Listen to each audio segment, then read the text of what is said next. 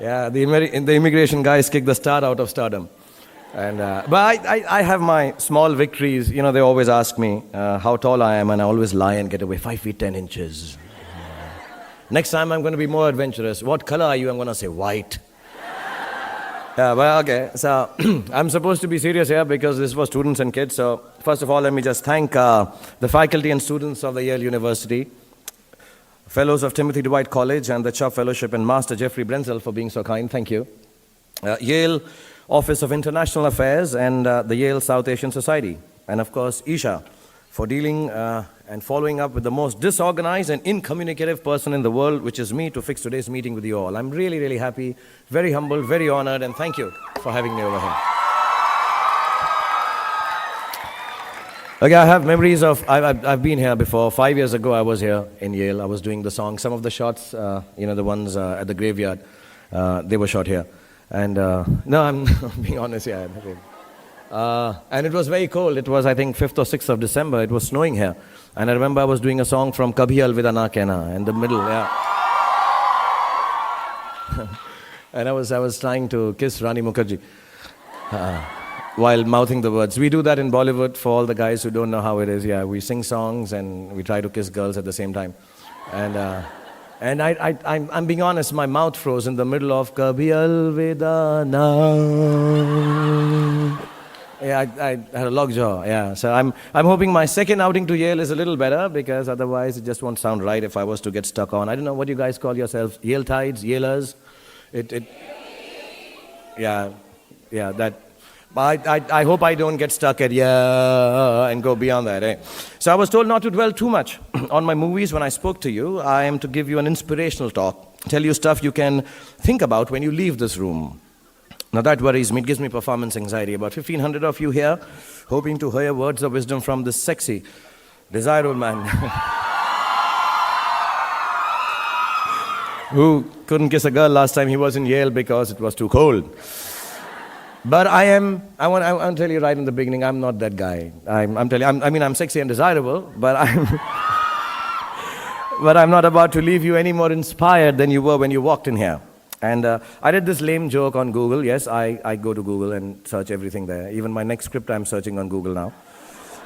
And the joke was like this: a dying man gasping for breath desperately gestured to the priest by his side for a piece of paper. With great effort, he then wrote a few words on it, handed it to the priest, and passed away. The priest kept the paper in his pocket and forgot all about it until the final service. Here he suddenly recalled the dead man's last scribble. Unfolding the paper, he told the funeral congregation that he was about to read great words of inspiration from the dying man. He opened the paper. The piece of paper had these words on it: "You are standing on my oxygen tube, you fool." So I'm going to be kind of like that priest. Don't expect words of wisdom from me. I'm just going to tell you my life's journey in very simple words, and which may not leave you inspired, but will help you survive this life. And if you can do that, kids, if you can survive, happiness, creativity, and success will follow on its own.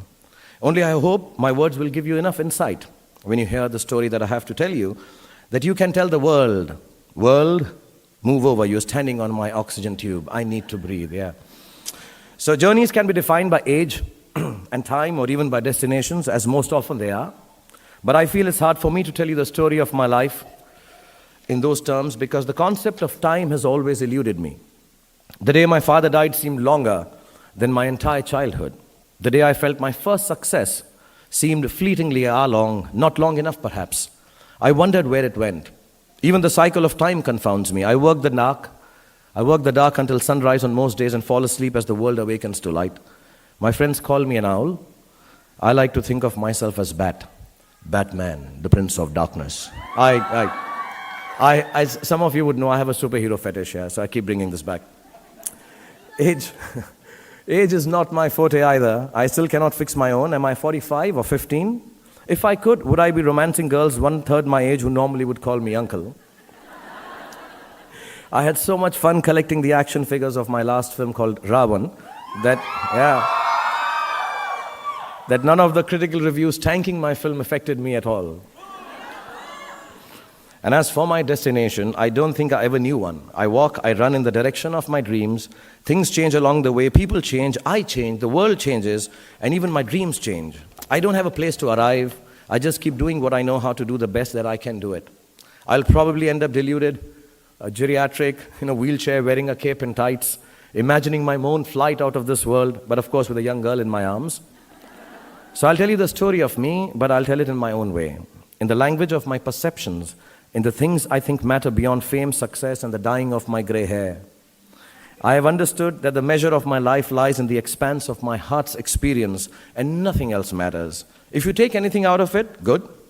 Otherwise, I've been told by the master, I can put on music and dance for you on Chamak Chalo.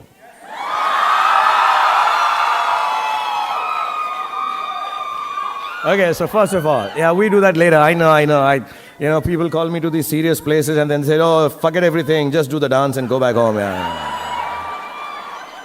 But I insist you listen to me, okay?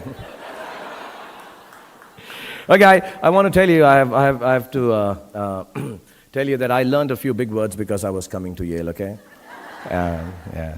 On Google, of course. And so the first one that I'm going to tell you about, so there are three things I want to tell you about this evening. The first one is I'm going to tell you to be a funambulist. Now, yeah, that's a big word, yeah? Impressed? Okay. So that means a tightrope walker. Because a lot of you people, actually all of you, are somehow are going to create things in your life. So a funambulist is like a tightrope walker, okay? So the first word I learned, please give me claps for this new word that I've taught Yale. Yeah.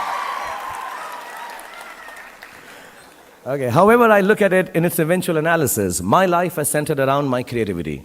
I have assimilated the world through creative expression, and in return, the world has experienced me, hopefully. I've grown to understand that on one hand, the world will always uphold creativity as the most honest feeling possible. On the other hand, the potence of fame, the glitz, the glamour, the wealth that arise from this very recognition of creativity will always be questioned. Why do we do that? Because sometimes it allows us to feel better than the creator, and sometimes it fills a void within us that comes about by being in awe of his or her creation. Either way, it enables us to quantify his or her engagement with the world around him. I'm an actor. My life is a testament to this duality. George Burns said that acting is all about honesty. If you can fake that, you've got it made.